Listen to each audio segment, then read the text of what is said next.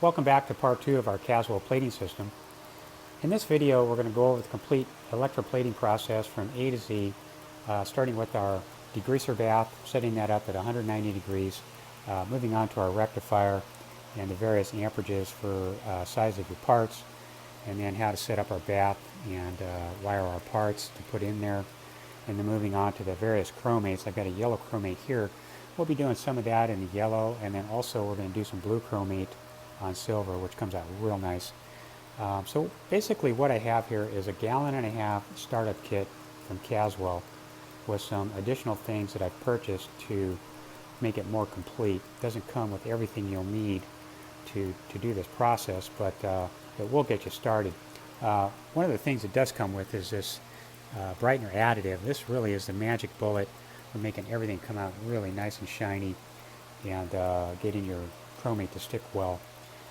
If you've done your prep work right, then this should go pretty smooth for you. So first what we do is we start off with our degreaser bath. And I'm just using a basic crock pot here. Got it set up to high, which is about 190 to 195 degrees in here, depending on how long it's been in there. And I soak my parts anywhere from 15-20 minutes. Have not had any issues with that at all. And then dip them in a cleaning solution before I go into the zinc bath. You'll need to get a thermometer to make sure that that does get hot enough, because it needs to be quite hot for the degreaser to work properly. If you get through that stage and get into your zinc bath, then it should go pretty smooth. Okay, so here's a rectifier that I bought in addition to my startup kit. This is a 5 amp, and this rectifier will do small to medium-sized parts, but it won't do big parts. You'd probably need something with much more amperage, 8 to 10 amps, to do like brake backing plates or maybe some trailing arm parts. Some of the later models had different parts chromated. So what we're doing here is we're doing a caliper half. You can see how one side is taken a little bit more than the other, so what we have to do is periodically we have to rotate and keeping an eye on everything and keep rotation and water movement in there. I bought an aftermarket fish pump because the one that comes with the kit, I got about 3 sessions out of that and it's just stopped working. And the other thing you'll need to do is you'll need to make a connection wire between your anodes. So you have positive lead here connecting both sides, and then your positive lead from your rectifier plugs into your first anode, and then we just run a jumper to the other one. And then this is what we call a cathode. I've made this up. This is your basic 1/2 inch copper pipe. Get it at Home Depot, and I've cut that about 12 inches and just flattened out the ends with a hammer so I can clip on and get my ground going there. Okay, and then moving on. Now I make a couple of them because they get a little bit grungy, and you'll want to rotate them out. I use a sanding pad to clean them up in between sessions. And then probably you'll need a watch with a second hand so that when you're using your chromates, that your timing in the bath all run about the same time so that the color comes out consistently on mark. So let's get started. Let's do some of the smaller parts first and see how they turn out. Okay, pulling our first piece out of the degreaser bath. You can see our temperature here is at 190. I'm going to pull that, set the camera down, pull that out of there. And then we're going to take it down to our rinse bucket. There's clean distilled water in there. You want to soak it first, and we're going to take some distilled water and rinse thoroughly with that after we soak it.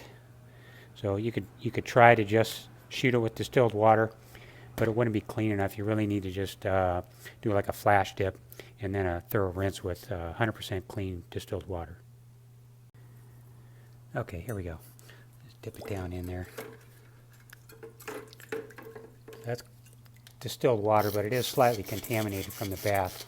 And then we want to rinse that off very thoroughly with our distilled water from our squirt bottle. And then we go straight into the electrolyte solution from here. Okay, so we're wiring this guy up. You can see the electroplating process just starting to begin here. tell by your copper wires are going to change color, but it's just getting going. So what we want to do is we want to stick it in there, and we want to make sure that it's not touching the bottom. It's floating off of the bottom. If it's touching something in there, it won't plate properly. And then wrap our wires around. We have good continuity. I can tell that that's not touching anything. And then so throughout this entire process here, I'm going to be working with this piece. So I'm not just going to set my clock and walk away. I'm going to be picking this up. I'm going to be rotating it, changing it around from side to side, and trying to get all areas of the piece. So a little bit, you got to stay engaged with everything throughout the process. Got my amp set at about 2 3/4. I can tell by the size of the piece that's about what it needs just from working with it. And typically, part this size, it should take 20 to 30 minutes, although you could get by in less time. But if you're trying to zinc plate it too quickly, then you can end up burning the piece. You can end up with bubbles or blisters on it. It's really better to go a little bit slower amperage and a longer duration to get 100% coverage in there. And then also, before I start my bath every day, I put some zinc brightener in there, some of this in there, and that'll really do a nice job with it. Okay, let's take a look at the process when this guy is ready to come out of there. You can see we've got nice circulation in the water, and you definitely want enough water movement to help the plating process. So what's going to happen, I'm going to unwire that when it's ready. I'm going to take it from that bucket, and I'm going to go right into the zinc bath. Got everything labeled here. My rinse buckets are all blue so they don't mix things up. There's just so many buckets going on. It's easy to mix something up. There's distilled water in here, so I'm going to take it straight out of the electro bath and then put it in here. Then once I've dipped it in there, I'm going to do the same thing with my distilled water. I'm going to rinse it down real good and rinsing it into the dump bucket there. Then I'm going to take it from there and go over to our pickling bath. Now what this is distilled water with about a 5% muriatic acid solution mixed into it. And what this does, this actually, if there's any residue left on there from our electro bath, it'll clean that off. Plus it will actually slightly etch the zinc so that when we get ready to do our chromating, it'll stick well. Otherwise it may not stick. Anywhere from 3 to 8 seconds, real sensitive. And so what I do is I put the piece in there, and what I'm looking for is the second little bubbles start coming off that piece, it's ready. If you overdo it, you can end up affecting the finish of it. It'll etch too much. You won't have that nice shiny look to it. Also, if you take your piece out of your zinc bath and it looks a little uneven, really shiny in some spots, you might have some darkening in some other areas, what this will do, it'll even that out. It'll take all that darkness away and it'll turn bright, bright silver once I come out of here. It's only just a few seconds, so you got to really pay attention to your timing on that. I always put it in and start counting 1 1000, 2 1000, 3 1000, and so on, waiting to see bubbles. And the second I see those bubbles, it's done. Then I take it from there and put it in a distilled dip, rinse it, and then rinse it again, coming out of there with distilled water, so that we have no muriatic acid left on that piece at all. I really rinse it down good before I put it in my chromate. Then we want to keep the part wet coming out of here. So not a good idea to let it dry. You want to pull it out of here and then go immediately, gently putting it into the chromate. We don't want to throw it in there. We don't want to like splash it in there. We want to gently slide it in there and then gently start moving it around. This chromate, really sensitive stuff. And so what's really happening when you put your piece in here, within the first 1 or 2 seconds, your piece is actually being coated with like a slimy skin. And that slimy skin is where our chromate is adhering to the zinc. If you move the piece around too vigorously, what will happen is you'll tear that skin and it'll start coming off, and then it'll start rechromating over the wound, and then you'll end up with really blotchy parts, and it could be just a big mess. So you want to gently put it in there, gently move it around. I'm going about 30 seconds. I have everything labeled up here, so we can just have a quick reference. But this is all about being gentle. Gentle in, gentle movement. We don't want to swirl it around. We just want to gently move it and then gently pull it out of there. Once we pull it out of there, we're going to go into our yellow chromate rinse bucket. And the same thing here. We're going to gently submerge it, and then we're going to gently pull it straight up. I'm not going to be moving it around in the bucket. I'm just going to gently put it in, gently pull it out. I'm going to do that 2 times, and then I'm going to take it right over from there in front of this fan. And then I'm going to blow dry it with this fan so that we don't have any water drips or any kind of water bits on there that could create a finishing problem for us. This is really the most sensitive part. Go through the explanation now before we start moving the piece so we don't have any accidents. Otherwise, might have to redo it. Okay, this one's done. This is nice and bright. You see the coloration there in that valley there. That'll go away when I put it in the pickling bath. So let me set the phone down. I'll unwire this and get it rinsed. Okay, and then the last step, I bring it over here to my rack and hang dry it. I got a little fan blowing on it. I keep this fan blowing on this guy until I'm ready for my next piece to hang. And then I will rotate these out. See, it turned out pretty nice. So I had to set the phone down when I put this one in the bath, or the chromate bath, because I only have a couple of seconds before that skin starts on there.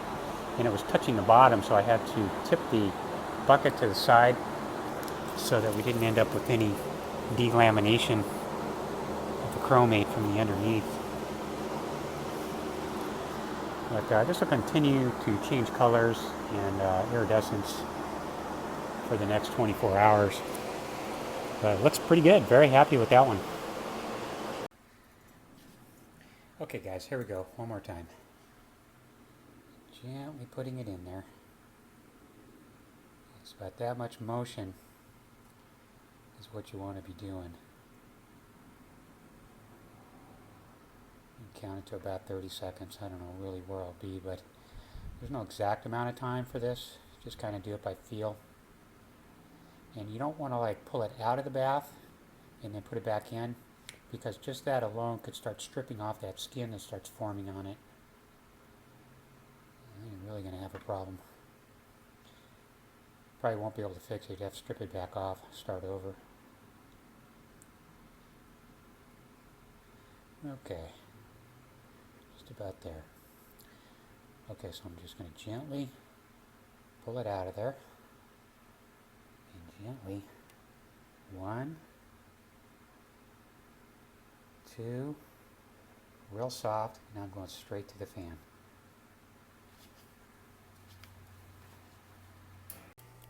Okay, this guy's going to get our blue chromate, so let's have a look at how I'm wiring this. So this particular one, I'm doing all my wiring from the back side, and I've got it really wrapped up, making sure I got plenty of current flowing through everything.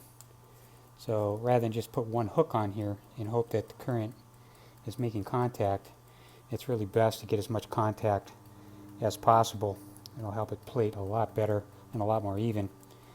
And so I've also got it hanging in a direction where the point is near the bottom. So what's going to happen when I pull it out of the chromate bath, it'll drip towards that point and finish off there. Otherwise, if it was hanging the other way around, we could have runs in our chromate. So that'll help finish it off a little bit nicer, and it shouldn't be a problem. So I've got it all looped right now. I'll cut that wire and that'll wrap around our copper cathode.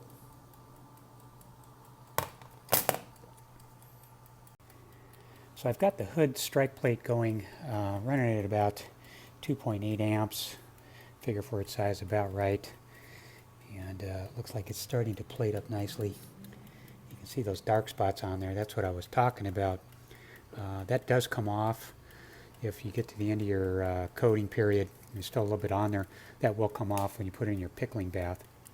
And then to do this particular piece, I went ahead and added some brightener, about a half a teaspoon, to that. That'll make it nice and shiny because that piece is right up front and center.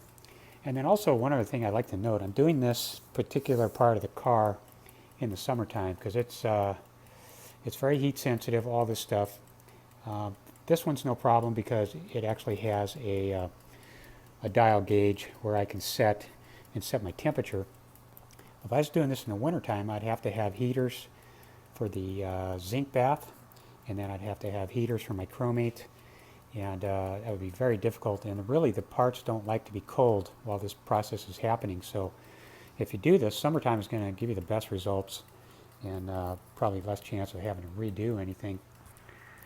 Las Vegas isn't really much good for anything in the summertime, but it is good for zinc plating. Okay, this one's just about ready to come out of here. I give that another 5 minutes, but looking pretty good.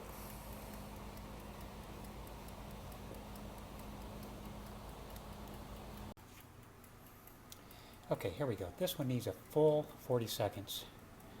So I've got a watch with a second hand. Just kind of keep an eye on that. Otherwise I lose track of time while I'm talking. So same thing on this, just real gentle movement. And the blue chromate looks like it doesn't even have anything on there, but after it dries, then you're in pretty good shape. Start seeing some things come up. Color starts coming around.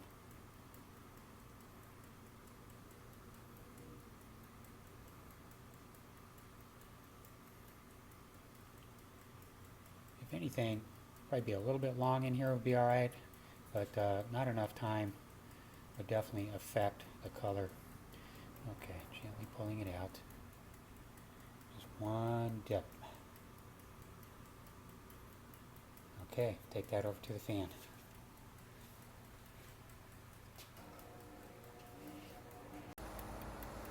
Okay, let's just take a quick look at some small pieces. This guy's been in here about 15 minutes. They're almost ready to go. Amperage on something that small, and that's usually only 3 to 4 pieces I put in at a time. I'm running anywhere from 1.5 to 1 3/4 amps. And there is a formula that they use to determine how many amps per square inch. General to get you started, but you'll just have to kind of dial things in after you get using the system. You kind of just do it by feel. So not much amperage on small parts. Okay, some other small parts.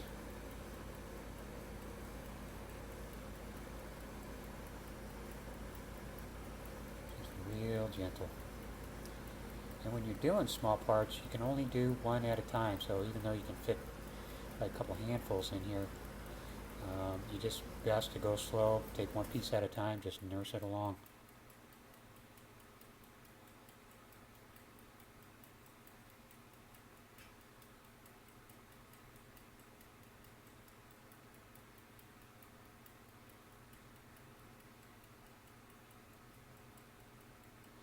Okay, gently pulling it out.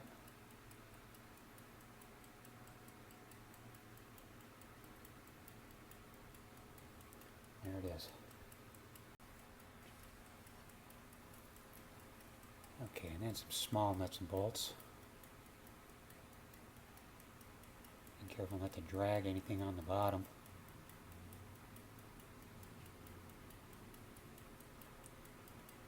It's amazing how sensitive this chromate is. I've made up a couple different chromates with different formulas, and they work pretty good.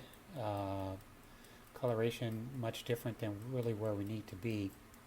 But I'm finding really that the Caswell chromate, if you know what it takes to make it stick, really gives us the best colors and the best finish.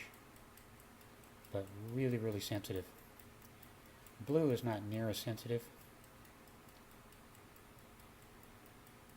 Okay, slowly pulling those out of there. And then gently putting them in the rinse bucket. 1 and 2 dips, and that's it. Blue chromate will only be 1 dip in the rinse bucket. Okay, I just want to show you one of these brake calipers out in the sunlight. It's just turned out so beautiful. Can't believe we can actually do this ourselves. Caswell system, great system. Once you get all the details worked out, figure out what it wants, real nice plating system.